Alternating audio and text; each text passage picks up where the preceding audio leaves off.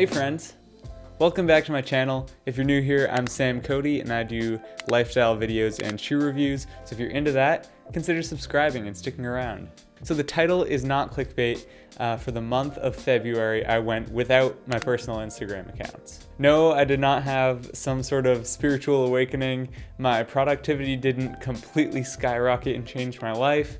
But what did happen is I gained a lot of really valuable tidbits that are making me happier and healthier for having done it. For me, my phone addiction has always been one of those, like, I can stop if I want to kind of things, and I never really put it to the test. I'm about to make a couple of you feel really old. I got Instagram 8 years ago when I was in 6th grade. I'm 20 years old now, I was 12 then, and ever since, I've just been non-stop using Instagram, constantly scrolling. And the only actual meaningful breaks that I took from Instagram were during like summer camp. So not very long and not very frequent. So my goal with this experiment was to put myself to the test and see if my relationship with Instagram is as healthy as I think it is. A quick side note, I had to keep the Instagram app on my phone so I could keep posting for clubs, but my relationship with those accounts is so much different from my relationship with my personal accounts. So it worked within the frame of the experiment and I still got a ton of benefits. So there's a lot to love about Instagram and there's also a lot not to love. And this past month really opened my eyes to a lot of that. So without further ado, here are my findings from 1 month without Instagram. So number 1, the main problem for me is scrolling. Turns out I wasn't even enjoying the content that I was seeing on Instagram, and 90% of the reason that I was staying on the app was for the sensation of scrolling and double tapping and receiving likes and all the stuff associated with that keeps me on the app.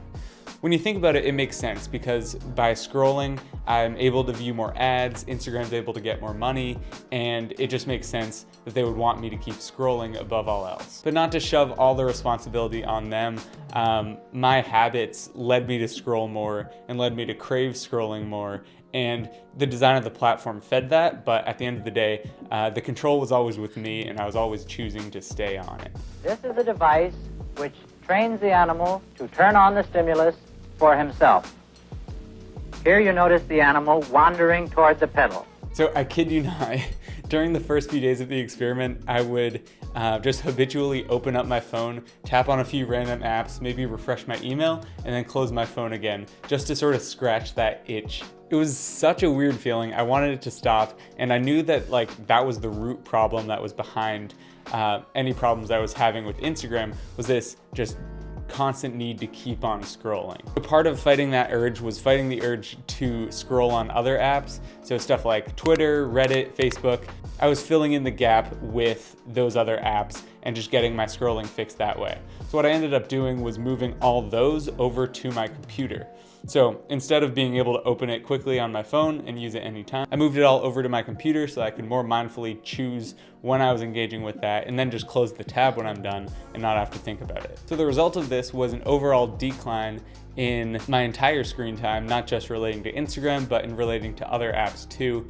And it sort of fought this two-front battle, one on the side of Instagram, one on the side of scrolling in general. So number 2, the first drawback that I noticed with being logged out of Instagram came about at the start of the semester. For whatever reason, this semester I had a bunch of professors who decided to turn off the chat function on Zoom. At first I thought like, oh, okay, that's fine. They just want to cut down on side conversations. It's probably not productive for the class if everyone's chatting on the side. Makes sense. But what I quickly realized was that it became so much harder to form relationships with the people in my class and make friends and ask other people questions about, assignments and whatever. It just became a lot harder to form those human connections. In 3 semesters of pandemic classes, this is the first time I actually felt isolated because of online classes, was the removal of that chat function. So while the chat function was a massive part of that, one thing that made it a lot worse was also not having Instagram available at the time. Because that's usually my other go-to option. If I don't message someone during class, I can always find them on Instagram and message them later, and it's usually not a problem. Now that I'm back on Instagram, it's really nice to have that function back and just being able to reach out to people who I don't have their phone numbers, and I don't think it would be necessary to ask them for their phone numbers. I can just message them on Instagram and get it done that way. And I'm actually making friends again, which is really nice. So number 3, I quickly fell out of touch with current events. This can be seen as a positive or a negative depending on how you look at it. For me, it was definitely a combination of both. So on one hand, it was a very welcome break from the 24-hour news cycle, just the constant bombarding with bad news. It was so nice to get away from that for a little while. I realized it was a problem about halfway through the month when I heard that stuff was going on in Texas. They were having major problems with regards to cold weather out of nowhere, stuff like that. You probably heard all about it. I had not, and I didn't even know what I was not hearing about. And those are like important events that I should probably be aware of. So what this made me realize is that I was getting almost all of my news from Instagram, which is not a good thing. I like to think of myself as part of the informed public, and a key part of that is getting my news from responsibly sourced material, stuff like the New York Times, the Wall Street Journal, NPR, BBC, any of those that have professional journalists working for them, and fact checking, and just all that infrastructure built in is so much better for consuming news, at least for me. For people my age, there's a lot of shame and embarrassment associated with being disconnected from the issues that are being talked about on social media. Like, so much of our political discussions happen over social media. And so opting out of that can be seen by a lot of people as sort of sticking your head in the sand. It's important to be a part of those discussions and have difficult conversations. All that is, important to being a functioning member of society. It's not the only way to engage with that stuff, especially when you're making a point of listening to well-produced news. So I just want to clarify about this point. Make sure you're having the important conversations. I would never discourage that kind of thing. I just prefer to do it in person. I feel like in-person conversations tend to come more naturally to me. I think online, we lose a lot of data when we're talking to other people. Also, in my opinion, my personal responsibility is leveraging my education to be able to make bigger changes down the road and contribute to society. So if stepping back from the social media discussions helps me do that, that's something that I'm willing to consider.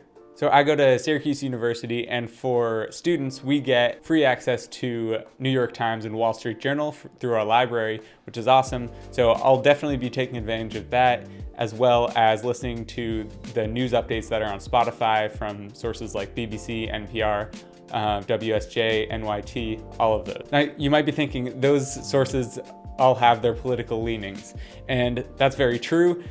The important part is that I know what those political leanings are, and so I can sort of adjust for that in my mind while I'm listening to them and take it for what it's worth. I apply a healthy dose of criticism to all of them so that I can sort of, round out the picture despite any biases. Number 4, I'm now focusing on the quality rather than the quantity of the stories I consume. So with regards to Instagram, that goes for every single post I see. It's just a constant stream of people telling stories. That's really all it is. It's a photo, it's a caption, it's a story. By cutting down on my Instagram time and scrolling through those stories that I won't even remember in 20 minutes, I'm able to spend more time, watching YouTube videos, which are, I don't want to say more effort put into them. They tend to be a bit more thought through than Instagram posts. I can read more, I can actually pay attention to the news, I can watch movies, other things that are all going to be better uses of my time. A great side effect of this is I feel like I've been able to make better stories, such as this one you're watching. Okay, so all that aside, here's my action plan. Ever since I did this experiment, I decided to set some guidelines for myself with regards to getting back into Instagram, because I realized on the last day of this experiment that I really don't want to go back to what I was doing before. Here's my framework. Going forwards, I'll only use Instagram for posting, messaging, and fulfilling specific tasks. If it's not one of those 3 things, I shouldn't be using Instagram. I feel like using this as a guideline, I'm able to get all of the good stuff out of Instagram and forgo all the bad stuff about Instagram, make it work for me better, because I really don't want to get back into the scrolling habit. I highly encourage you to try out dropping Instagram for a month, seeing how it goes, seeing what you can learn about yourself through doing that, and then come back to it and see how you can change your experience. So these are my findings. I hope that you're able to apply these tips and get all the good stuff out of Instagram and leave behind all the bad stuff and find a way that works for you. So thank you so much for watching. Again, I'm Sam Cody, and I will see you next Wednesday. Peace.